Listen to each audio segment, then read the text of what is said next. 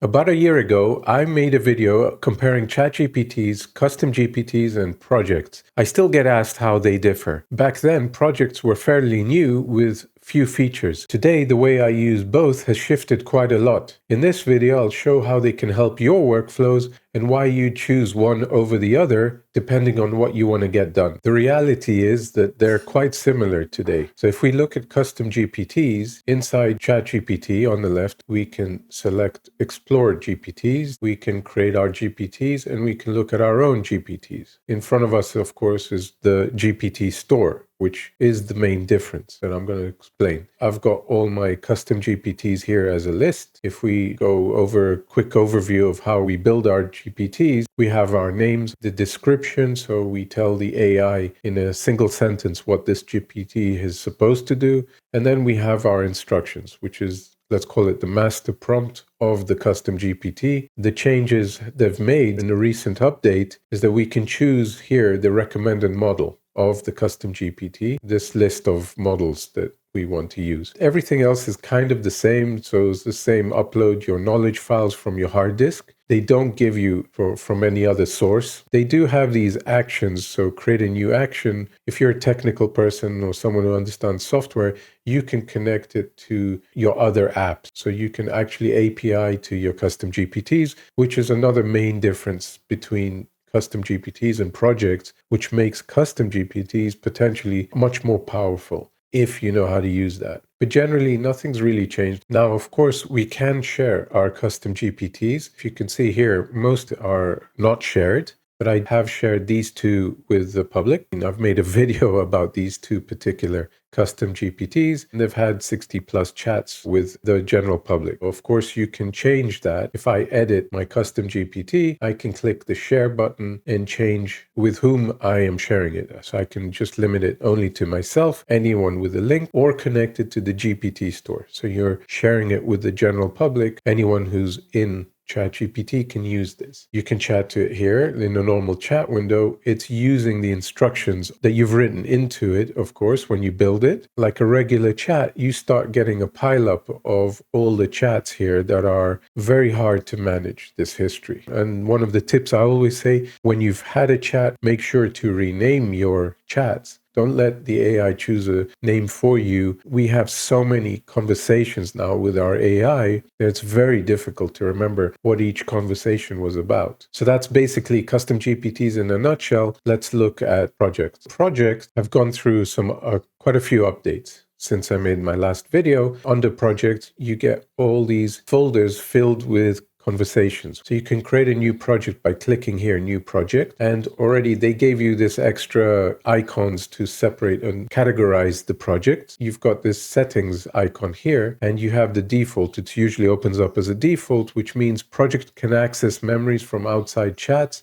and vice versa. Or you can select a project only selection, which means project can only access its own memories. Its memories are hidden from the outside chat. That's actually really helpful. For example, if you wanted to focus in on certain projects that you're working on, and you don't want outside conversations influencing the results of what you want it to do, then select that second option, project only. Just having talked about memory, the reason that's important as well is that they've also updated your personalization. So if you click settings personalization, you have your custom instructions that you give custom GPT, and you've also got more about you, giving it information about yourself, and that's just a general thing that it knows. So even I think in the projects where you don't give it access to the outside memory, it'll probably still use this more about you section. But here you've got reference chat history and also reference saved memories. Mine is switched on. If I manage it, it'll show me the kind of memories it has about me, all the information it has stored about me. I can't really write anything in, but I can delete memories that I don't want it to have. So I've made a video about how to manage your memories, and it's really important that you do manage your memories because it'll influence the results that ChatGPT gives you. If you want your projects to have access to this, then fine, have it. Switch everything on and keep the settings at default when you create a new project.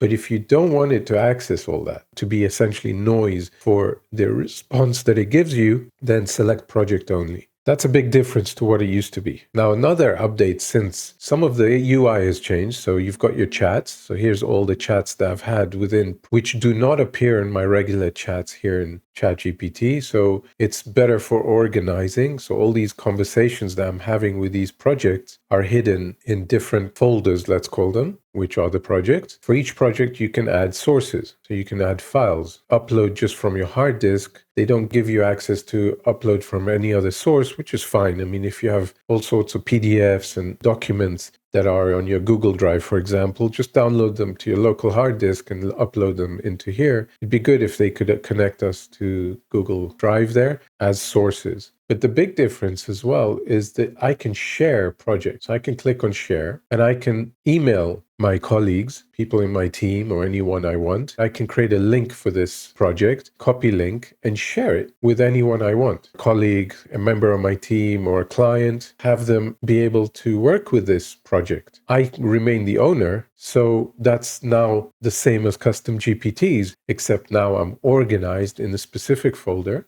And here in my instructions is the master prompt, the behavior of my personal assistant, the rules I give it. So I used a similar template to the one I give for free. So I have a free prompt template that you can download. I'll link to that in the description below. It follows the context, the role, the actions, the tone that I set for it. Enlarge this so it's easier to see. It's the rules that I give it, its boundaries and behavior, and it's supposed to now help me in being my personal assistant in helping me specifically for my kind of business needs and some of my personal needs, advice on contracts, on real estate. I trust its ability to analyze a document for me. That's projects in a nutshell. Now I can set up different assistants, just like with GPTs. They're all assistants doing specific things. So why would you choose custom GPTs if projects are shareable? If you're somebody who's built this AI assistant and you want others to enjoy the use of them and you just want to share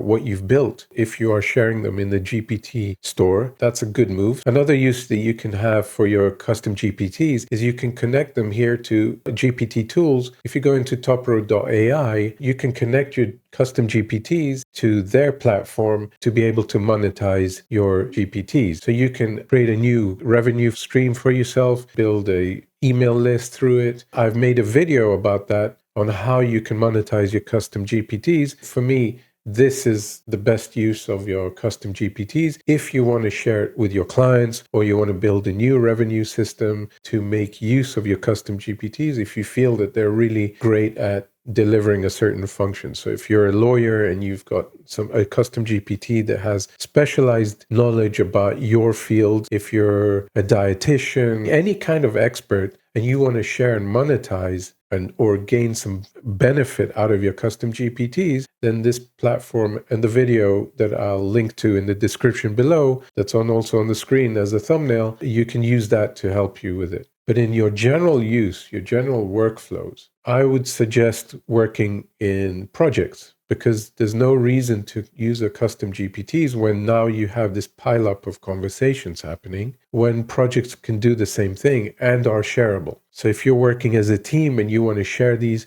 if you're a marketing team and you built a marketing assistant as a project, like here, I've got a YouTube helper and it helps me brainstorm my YouTube content, even the descriptions on my YouTube videos, it helps me write them down quickly. I also come up with different ideas for titles. So in your case, if you're in marketing or you're designing, you need a design assistant and you're working as a design team and you want it to be shared between you, then project is the way to go. Yeah, and all your workflows now can be worked through in projects. So you can have projects that you work on individually with. Each one has its own assistant. Of course, the secret source of all this is your instructions. If I select here my project, got all my conversations, at the top right here is the three dots, and I can change the project settings. What I cannot change is the memory system. I don't know why they've done that. Only allowed that selection when you create a project. So remember that. When you create a project, make sure you select the right memory. If you've selected project only, but then later you find that you want actually to have it access everything, you need to create a new project. with the same instructions and select the default selection. So the secret sauce that I was saying, of course, is how good are your instructions to it? This is what separates a good custom GPT or a good project from the average ones, from the poor ones. Now, I'll make a quick comment. ChatGPT recently has changed its behavior. I don't know if everyone else has noticed this, but it's become more robotic, more AI than it was in the past. Suddenly, it's not writing in the style that I wanted to write, and I've spent a long time creating my instructions to these projects, and suddenly their behavior has changed, which means that we're sometimes fighting with the system prompt of ChatGPT in the backend of what OpenAI are doing in the background. And they're constantly updating the ChatGPT models. Even 5.2 is going through changes. We don't even know about it when that happens. So suddenly there's a change in its behavior, in the way that it's writing, and it affects my instructions to it. So to negate those changes that OpenAI have made, or those updates that we're not even aware of sometimes, you will need to come and fine-tune your instructions from time to time when you see that its behavior has changed. I suddenly noticed, for example, that when I say to it, write me a newsletter, and I have here a project that helps me do that, it suddenly started writing it down like a LinkedIn post or something. It was writing in these short sentences. I hadn't asked it to format in that way. So I have to go back into my instructions and write them in. So make sure you spend most of your time writing the instructions properly.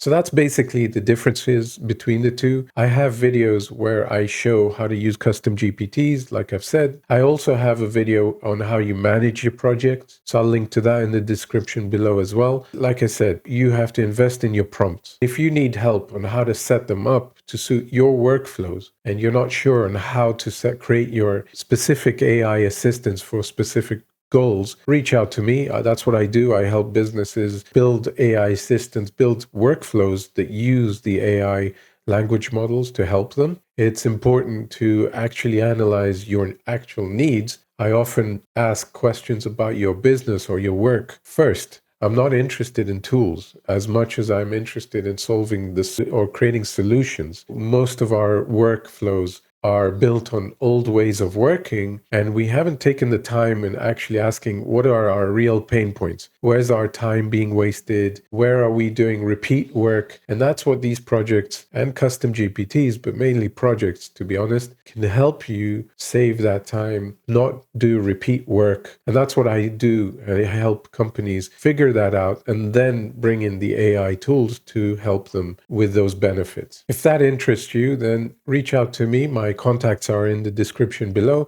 And if you like this video, click the like button and do subscribe to my channel. I'll keep bringing these useful tips and useful information on how you can use AI in your workflows. If you'd like to see how to manage your memory in ChatGPT so that it gives you more consistent results, then click on this video link here. And if you want to see how to use or how to build your AI assistants using projects to help you with your social media content, so the text and the imagery, then click on this video link here.